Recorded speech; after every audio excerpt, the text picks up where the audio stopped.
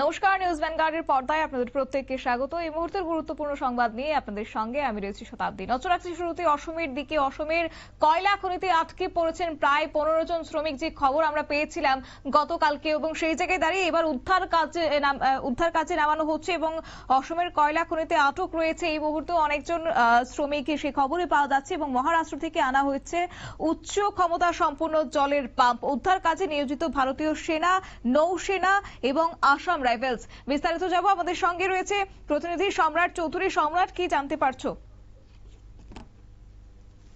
দেখো, আসামের যে অবৈধ কয়লা খনিতে ডিমা হাসাও জেলাতে যে কয়লা খনিতে শ্রমিকরা আটকে পড়েছিল, তো এই ঘটনা আজ চতুর্থ দিন। এখনো কিন্তু একজন শ্রমিকের মৃতদেহ উদ্ধার হয়েছে মাত্র। বাকি কিন্তু প্রায় 9 থেকে 10 জন শ্রমিক, এখনো সঠিক সংখ্যা বলা যাচ্ছে না। সেই 9 থেকে 10 জন শ্রমিক কিন্তু এই খনির মধ্যে প্রায় 300 ফুট গভীর এই খনিটি রয়েছে এবং 3 কিলোমিটার বিস্তৃত এই খনিটি। এই খনিতে কিন্তু এখনো 9 থেকে 10 জন কিন্তু আটক রয়েছেন। এবার সমস্যা হচ্ছে, পেছন দিক থেকে খনির একটি অংশ থেকে জল ঢুকছে এই খনির ভেতরে, মানে মাটির নিচের অংশে।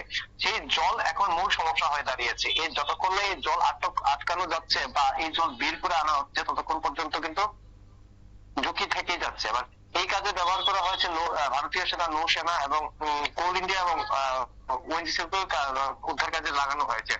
আজ কোল ইন্ডিয়া মহারাষ্ট্র থেকে একটি উচ্চ ক্ষমতা সম্পন্ন পাম্প আনাচ্ছে, যাতে করে এই খনির যে আটক জল, সেই জলকে যাতে বের করে আনা যায়। এই যে নতুন করে যে পাম্প আনা হচ্ছে, সেই পাম্পের ক্ষমতা হচ্ছে 500 গ্যালন প্রতি মিনিটে 500 গ্যালন জল উদ্ধার করে। এই একটি পাম্প আনা হচ্ছে। পাম্পটি আপাতত শিলচর পর্যন্ত আসবে। তারপর এই পাম্পটিকে বিশেষভাবে এয়ারলিফট করা হচ্ছে। এয়ারলিফট মানে হচ্ছে কোনো হেলিকপ্টার বা বিমান দিয়ে রীতিমতো তুলে নিয়ে ওই জায়গায় যেখানে কয়লা খনি রয়েছে সেখানে প্রতিস্থাপন করা হবে। তারপরে কিন্তু কাজ শুরু হবে। আশা করা হচ্ছে আজ বিকেলের মধ্যে হয়তো জল তোলার কাজ শুরু হয়ে যাবে। দেখো, সমস্যা হচ্ছে যে খনিটির নিয়ে আমরা কথা বলছি, সেই খনিটি একটি অবৈধ খনি এবং সেটি সমস্ত রকম কয়লা খনির যে নিয়ম কানুন রয়েছে সে নিয়ম ভেঙে একটি পুরো পদ্ধতিতে খনন কাজ করছিল। এটিকে বলা হয় ইঁদুর যেভাবে আমাদের গর্ত খুঁড়ে, ঠিক সেই পদ্ধতিতে আড়াআড়ি ভাবে খনন করে তারপর তারা কয়লা উদ্ধার করতো।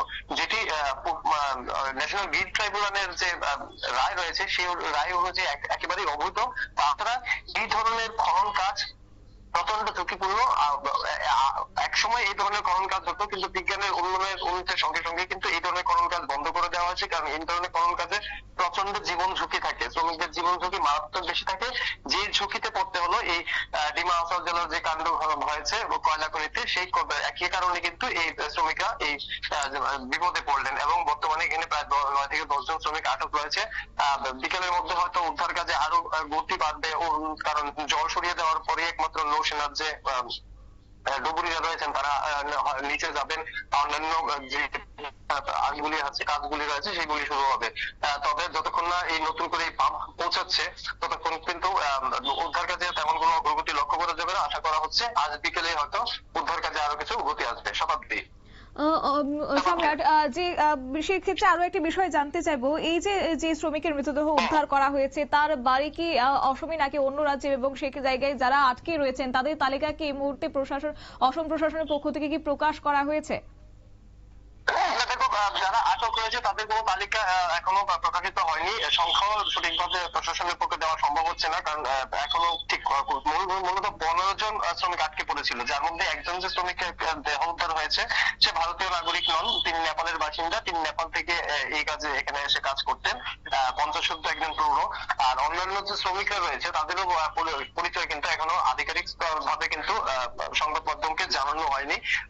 সঠিক সংখ্যা প্রশাসনের পক্ষে জানানো সম্ভব হচ্ছে না, কারণ পরিস্থিতিটা ঠিক এরকম ভাবে রয়েছে যে কতজন ঠিক আটক হয়েছেন সেটা এখনো নিশ্চিত নয়। কারণ গোটা যে প্রক্রিয়াটা, এই যে নিয়োগ প্রক্রিয়া, গোটাটাই তো অবৈধ। কয়লা খনি অবৈধ, তাদের যে শ্রমিকদের তালিকা খনি কর্তৃপক্ষের তো কোনো হদিশ পাওয়া যাচ্ছে না, তারা পলাতক রয়েছেন। সব মিলিয়ে কিন্তু একটা ভীষণ রকম একটা জটিল পরিস্থিতি। শতাব্দী। ধন্যবাদ সম্রাট। আমাদের প্রতিনিধি বিস্তারিত বিষয় জানিয়েছে, অর্থাৎ অসমের কয়লা খনি থেকে ইতিমধ্যে উদ্ধার করা হয়েছে একজন শ্রমিক এবং তার মৃতদেহ উদ্ধারই হয়েছে এবং তার বাড়ি নেপালে বলে জানা গেছে। তবে এখনো পর্যন্ত উদ্ধার কাজ চলছে এবং সেই জায়গায় ভারতীয় সেনাবাহিনী, নৌসেনা বাহিনী সেখানে প্রস্তুত রয়েছে। অসম পুলিশের পক্ষ থেকেও যথাযথ সহযোগিতা করা হচ্ছে এবং অন্যদিকে অসমর্থিত যে সূত্রের খবর, খনির মধ্যে এখনো পর্যন্ত 14 থেকে 15 জন শ্রমিক আটকে রয়েছে। তবে তারা জীবিত রয়েছে নাকি মৃত সেই নিয়ে এখনো পর্যন্ত নিশ্চিতভাবে জানা যাচ্ছে না। তবে উদ্ধার কাজ তারা চালিয়ে যাচ্ছে এবং সেই সঙ্গে প্রায় আজকের দিনে দাঁড়িয়েও প্রায় 4 দিন অতিক্রান্ত এবং সেই জায়গা থেকে রীতিমতো একটা ভয়ঙ্কর পরিস্থিতি কিন্তু সৃষ্টি হচ্ছে। তবে দেখা যাক কবে নাগাদ উদ্ধার কাজে তারা সক্ষম হয় এবং তাদেরকে বেরিয়ে আনতে পারে, সেদিকে অবশ্য তাকিয়ে রয়েছে। নিয়ে নিচ্ছে ছোট্ট একটি বিজ্ঞাপন বিরতির সঙ্গে থাকুন।